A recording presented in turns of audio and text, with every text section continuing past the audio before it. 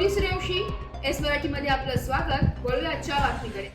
नांदगाव तालुक्यातील घाट माथ्यावरील बोलठाण गावापासून तर पेट्रोल पंपापर्यंत रस्त्याच्या साईड पट्टी व्यवस्थित नसल्यामुळे लक्झरी बस सरकली असून दुर्घटना टळली आहे। याबाबत सविस्तर वृत्त असं की नांदगाव तालुक्यातील बोलठाण गावापासून ते पेट्रोल पंपापर्यंत रस्त्याचे काँक्रिटीकरण काम करण्यात आले।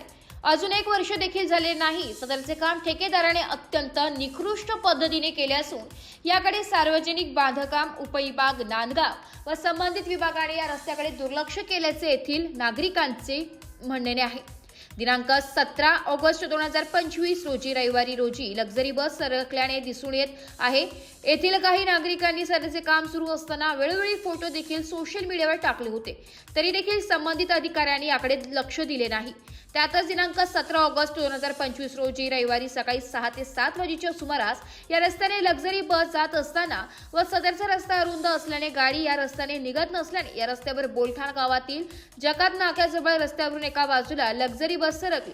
जर लक्झरी बस या रस्त्याने पलटी झाली असती तर मोठी जीवितहानी झाली असती आणि या जीवितहानीला जबाबदार कोण राहिले असते असा प्रश्न देखील उपस्थित केला जातोय।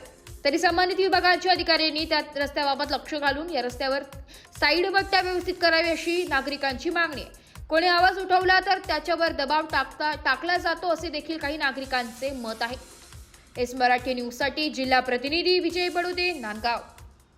अशाच नवीन ताज्या घडामोडी जाणून घेण्यासाठी आमच्या एस मराठी न्यूज चॅनलला लाईक करा, शेअर करा, सबस्क्राईब करा आणि बेल आयकॉनला क्लिक करायला विसरू नका।